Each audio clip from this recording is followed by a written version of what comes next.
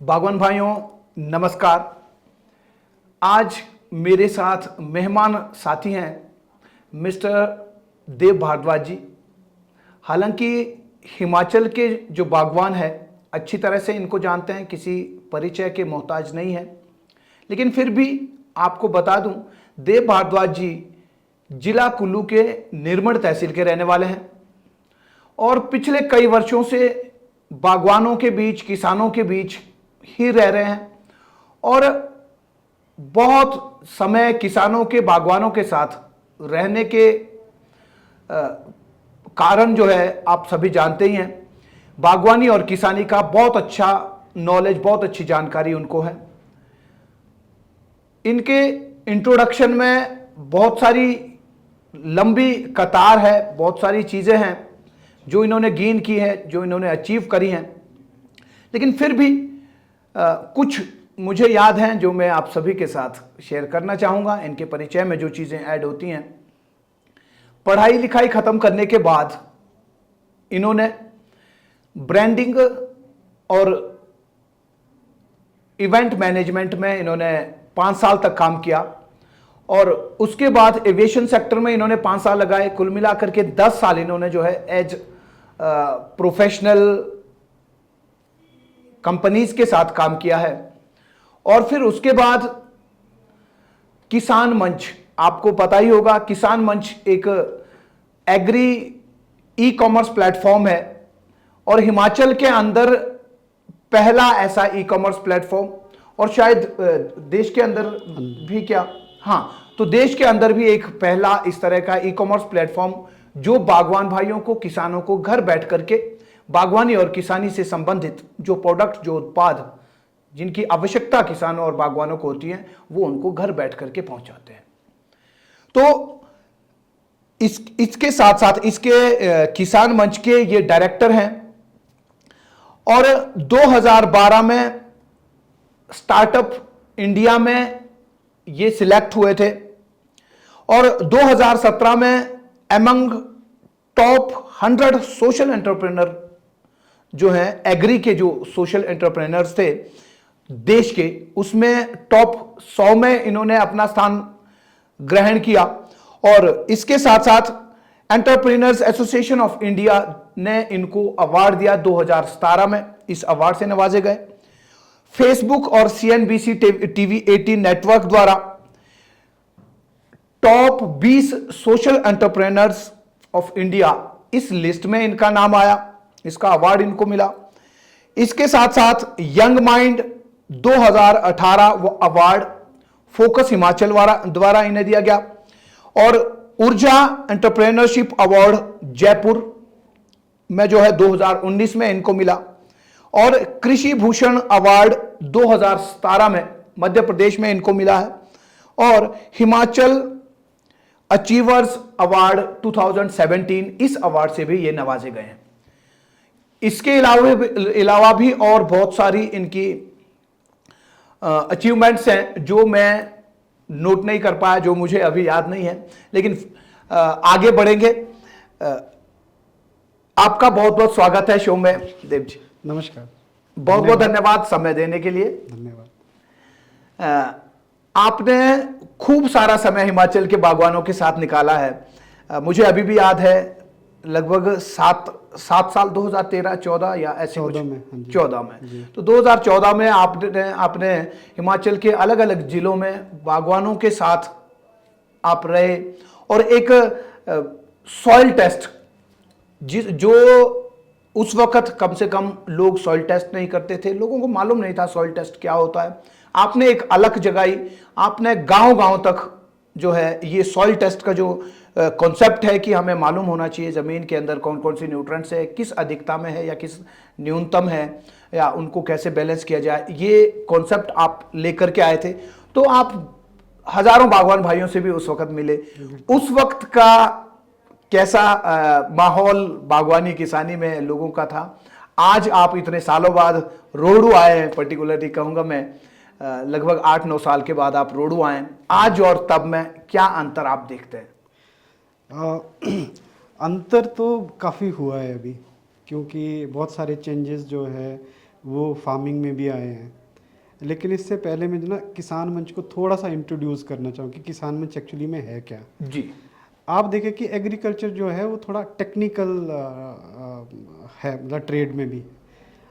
मान लीजिए कि एक कंपनी है जो बहुत बढ़िया उत्पाद बनाती है, लेकिन वो हिमाचल में सेल नहीं करती, क्योंकि उनकी अपनी जो है टेरिटरीज होती हैं, मतलब 2 स्टेट में, 3 स्टेट में। लेकिन हिमाचल के बागवान को अगर वो प्रोडक्ट खरीदना है तो उसके लिए वो अवेलेबल नहीं था पहले। जी। तो ई कॉमर्स प्लेटफॉर्म जो हमने किसान मंच का बनाया था, उसका पर्पस था इस प्रॉब्लम को सॉल्व करना। जैसे मान लो महाराष्ट्र में जो है सबसे बढ़िया आज की डेट में जो है, हम कहते हैं कि एग्रीकल्चर और हॉर्टिकल्चर है, सबसे इम्प्रूव्ड है। बिल्कुल। तो वहाँ पे कुछ अच्छे प्रोडक्ट्स भी हैं। अगर आप देखो, मैं यारा के एग्जांपल देता हूँ। सबसे पहले यारा कहाँ आया? महाराष्ट्र में। फिर 2014 में जो है हम उसको हिमाचल में लेके आए, राइट। तो इसी तरह बहुत सारे प्रोडक्ट ऐसे हैं, बहुत सारी कंपनियां हैं जो बैंगलोर में है या कोलकाता में है, तमिलनाडु में है, लेकिन उनके ऑपरेशन जो है वो नॉर्थ में नहीं है, या नॉर्थ की कुछ कंपनियां जिनके ऑपरेशन साउथ में नहीं है, राइट। तो ये जो ई कॉमर्स जो प्लेटफॉर्म है, ये एक माध्यम है कि साउथ का फार्मर नॉर्थ के प्रोडक्ट्स को खरीद सकता है, और नॉर्थ का जो फार्मर है वो साउथ के प्रोडक्ट्स को जो है खरीद सकता है। बहुत सारे ऐसे प्रोडक्ट जो इंपोर्ट होके भी आते हैं, तो इंपोर्ट कहाँ होता है? ज़्यादातर गुजरात में होता है या आपके महाराष्ट्र में होता है, राइट। तो वहाँ हिमाचल तक पहुँचना या जम्मू कश्मीर या उत्तराखंड, इन स्टेट में पहुँचना जो है वो थोड़ा टाइम टेकिंग प्रोसेस है। लेकिन अगर किसान के पास ये राइट है कि वो इंडिया में कहीं से भी प्रोडक्ट ले सकता है, तो कंपनियों को क्या करना पड़ता था कि हिमाचल में पहले अपना वेयर हाउस बनाना पड़ता था, यहाँ पे ऑपरेशन के लिए जो उनको परमिशन लेनी पड़ती थी। तो इतना खर्चा जो है वो कंपनी नहीं करना चाहती। तो हमने जो है क्या किया, उन कंपनीज के साथ टाई अप किया, जिस तरह से अमेज़ॉन या फ्लिपकार्ट करते हैं, और उसके बाद जो है उनके प्रोडक्ट जो है हम लोग फार्मर को ऑल ओवर इंडिया जो है प्रोवाइड करा पाते हैं। 2012 में जब हमने कंपनी एस्टेब्लिश की, तो एग्री में उस टाइम सिर्फ 3 कंपनियां थी। एक एग्रो फार्म वेंचर थी, जिसका किसान मंच है, हमारी जो होल्डिंग कंपनी है, और डिजिटल ग्रीन थी, और एक बैंगलोर बेस्ड एक और कंपनी थी, मेरे को अभी नाम याद नहीं आ रहा।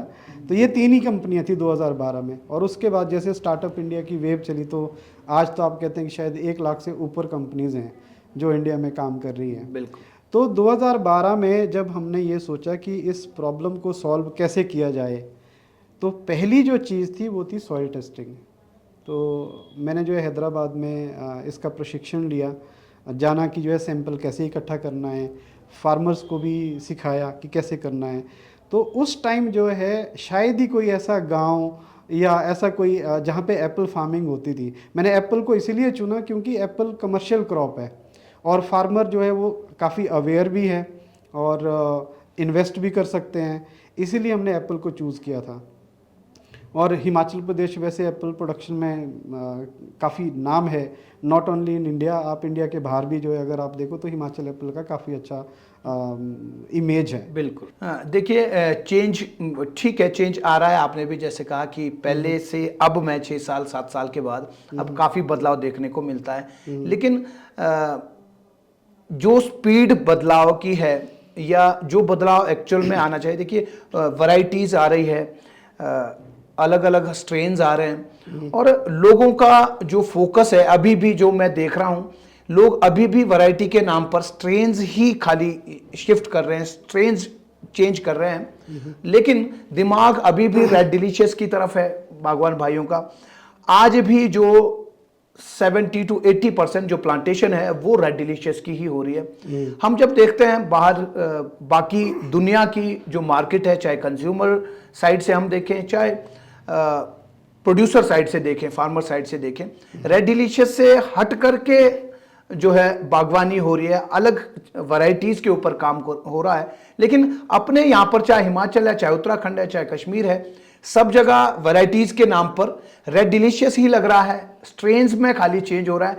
तो इससे कहीं ऐसा तो नहीं होगा आगे जाकर के हमारे जो कंज्यूमर्स हैं, जो अलग टेस्ट चाहेंगे, उनको फिर भी हम जो है वही लाल सेब उनको देते रहें?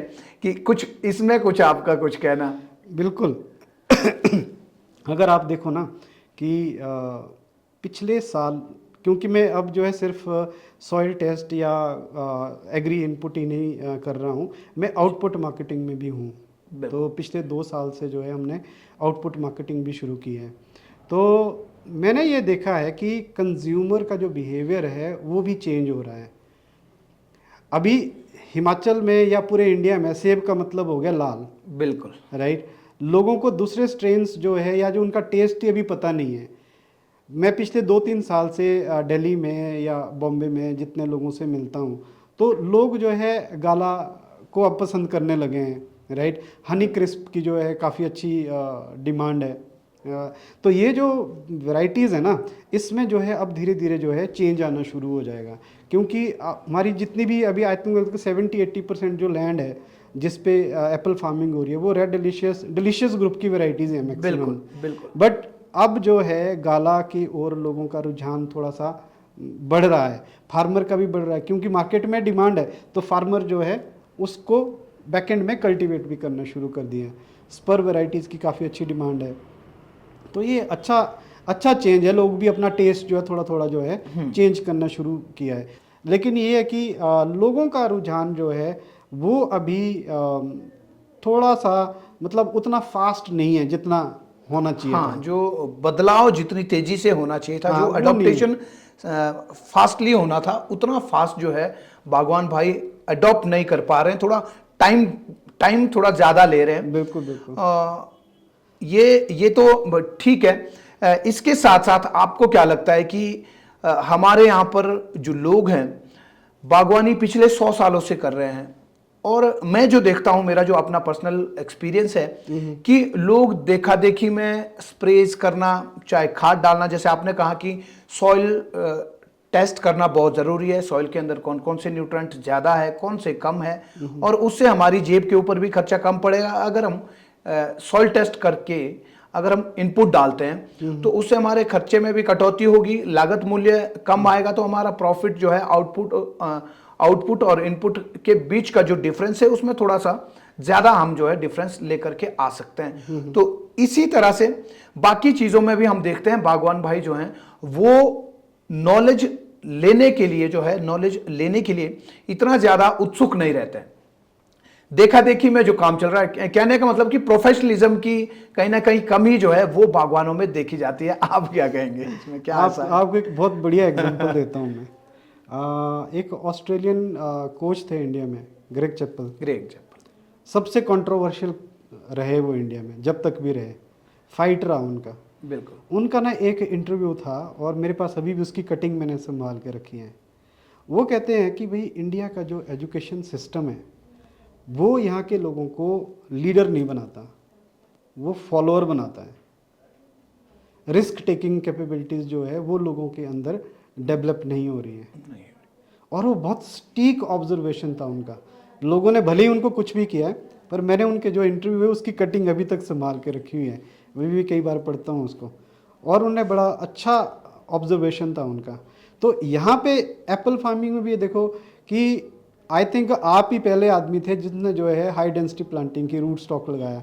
नहीं तो लोगों के रूट स्टॉक के प्रति नजरिया था कि बर्फ पड़ेगी तो टूट जाएगा। हाँ जी, कई लोग कहते थे कि ये तो बैंगन के प्लांट लगा दिए, छोटे छोटे टमाटर हैं, क्या होगा इसमें। बिल्कुल। तो लोगों को विग्रस प्लांट ही देखे ना, उन्होंने ट्रैवल नहीं किया, इधर उधर नहीं गए। आपका जो नॉलेज है, आपका जो विजन है, वो तभी बढ़ता है जब आप ट्रैवल करते हो। लोगों को जो है घूमना चाहिए। जब सीजन खत्म हो जाए 2-4 कंट्रीज में जाएं, देखें वहाँ पे क्या हो रहा है फार्मिंग में, फिर उसको अडॉप्ट करें। बहुत सारे लोग, बहुत सारे अच्छे बागबान हैं जिन्होंने जो है चेंज लाया। आप जो है स्टोक्स फैमिली को अगर आप देखो, उनने तो पूरा का पूरा जो अपना ऑर्चर्ड जो है वो वैनिश कर दिया। He shifted entirely on the root stock. I think spur की काफ़ी अच्छी वैरायटी है उनके पास, राइट। तो उन्होंने चेंज किया है ना। जब आप जाओगे नहीं बाहर, आप लोगों के साथ इंटरेक्ट नहीं करोगे, तो जो है आप चेंज नहीं कर सकते। अगर जिस माहौल में हम रहते हैं उस माहौल में हमें लगता है कि यही माहौल अच्छा है और इसी तरह से दुनिया जी रही है, और उसी को ही, क्योंकि उसकी हमें हैबिट भी होती है, आदत होती है, और वो हमें अच्छा भी लगता है और सबसे बेस्ट भी लगता है। अभी आप जो कह रहे थे कि भाई लोग जो है वैरायटी के पीछे लोगों की होड़ है, तो क्या है ये? यही तो फॉलोअरशिप है। लोग फॉलो कर रहे हैं लेकिन जो है कोई रिस्क नहीं ले रहा है। जिस आदमी ने, अभी आपको इतने सारे लोग फॉलो करते हैं, क्यों? क्योंकि आपने रिस्क लिया। अब वो लोग देखते हैं कि 1 बीघा से भी शायद कम है वो प्लॉट, राइट? हाँ जी। उसमें जो है अगर 8 से 10 लाख रुपए का रेवेन्यू जनरेट कर रहे हो, मेरे को नहीं लगता कि 5 बीघे वाला फार्मर उतना कई बार जनरेट कर पाता हो। बिल्कुल मैक्सिमम, जैसे आपने कहा कि फॉलोअर्स जो है हमारे यहाँ पर फॉलोअर्स ज़्यादा हैं, तो अगर इस तरह से एजुकेटेड लोग आते हैं, इस फार्मिंग में आते हैं, तो वो कुछ ना कुछ बाहर से सीख करके आते हैं और कुछ नए इनोवेशंस वो लेकर के आएंगे। और बागवानी में इनोवेशन की ज़रूरत है, बिल्कुल। मैकेनाइज करने की, ऑर्चर्ड की को मैकेनाइज करने की ज़रूरत है। लेबर जो है एक बहुत बड़ा इशू है, बहुत प्रॉब्लम लेबर की आ रही है। देखिए हमारा एक प्लेटफॉर्म है school of modern apple farming, मुझे नहीं मालूम आपको उसके बारे में सही से, मैं फॉलो करता हूँ आपको। आपको मालूम है। हाँ। एक जैसे आपका है किसान मंच, ई कॉमर्स प्लेटफॉर्म है, ठीक इसी तरह का school of modern apple farming एक डिजिटल प्लेटफॉर्म है जो बागवानों को घर बैठ करके बागवानी सिखाता है। और जो कमियां बागवानी में अभी है, जो मुझे लगता है कि नॉलेज की कमी है, जानकारी की कमी है, लोग अभी देखा देखी में, चाहे न्यूट्रेंट सॉइल एप्लीकेशन की बात है, चाहे फॉलियर एप्लीकेशन की बात है, सारी चीज़ें, चाहे फिर वैरायटी सिलेक्शन की बात है, रूट स्टॉक सिलेक्शन की बात है, सारी चीज़ें जो है वो कहीं ना कहीं देखा देखी हो रही है। इसमें लोगों को A to Z नॉलेज होना चाहिए, और उस नॉलेज को इम्पार्ट करने के लिए हमारा जो एक इनिशिएटिव है school of modern apple farming, उसमें अभी 1500 से ज़्यादा लोग एनरोल्ड हैं। हिमाचल से हैं, उत्तराखंड से हैं, कश्मीर से हैं, अरुणाचल प्रदेश से हैं।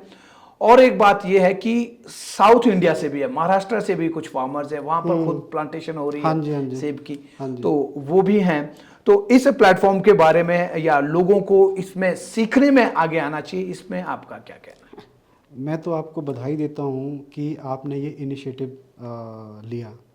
जो school of modern apple farming है, आपका जो इनिशिएटिव है, this is going to rock in coming year. क्योंकि हमारे पास जो है एग्री में, हॉर्टिकल्चर में कंटेंट है नहीं, और आप अपना कीमती समय लगा के जो है ये कंटेंट लोगों को प्रोवाइड कर रहे हो, गाइड कर रहे हो। क्योंकि इन्फॉर्मेशन की कमी नहीं है आज इंटरनेट के एज में, लॉट ऑफ इंफॉर्मेशन अवेलेबल, लेकिन वो आपके काम की कौन कौन सी इंफॉर्मेशन है उसको जो है, मतलब आप जो है बड़ा क्रिस्प कंटेंट बना के जो प्रेजेंट कर रहे हो, राइट? जितने फार्मर आपके फॉलो कर रहे हैं, राइट, वो एक बहुत अच्छा इनिशिएटिव है। देखिए ये एग्रीकल्चर इंडस्ट्री है, चाहे हॉर्टिकल्चर इंडस्ट्री है, आने वाला जो समय है ये इसका ही है।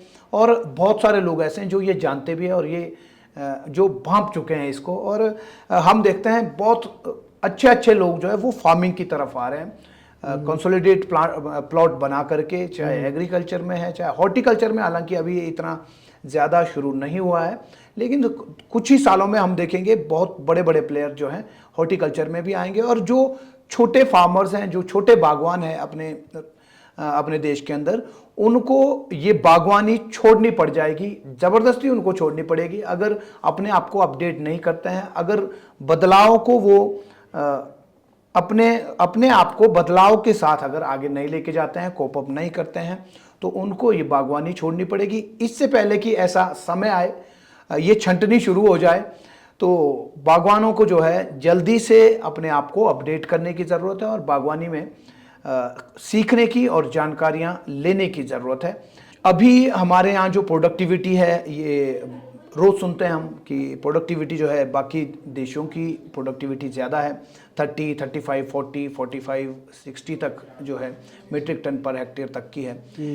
हिंदुस्तान की अभी 7-8 मीट्रिक टन पर हेक्टेयर है। हालांकि कश्मीर थोड़ा सा हिमाचल से आगे है, और वहाँ जो पॉलिनाइजिंग वैरायटीज़ हैं वो ज़्यादा होने की वजह से हमारे यहाँ पर 75% डिलीशियस है, रेड डिलीशियस है, कश्मीर में 45% रेड डिलीशियस है, इसलिए वहाँ प्रोडक्शन जो है ज़्यादा आती है, हमारे यहाँ प्रोडक्शन कम है, लगभग डबल हमसे कश्मीर की है। लेकिन फिर भी पूरे अगर देश की बात करें तो 7-8 मीट्रिक टन पर हेक्टेयर है।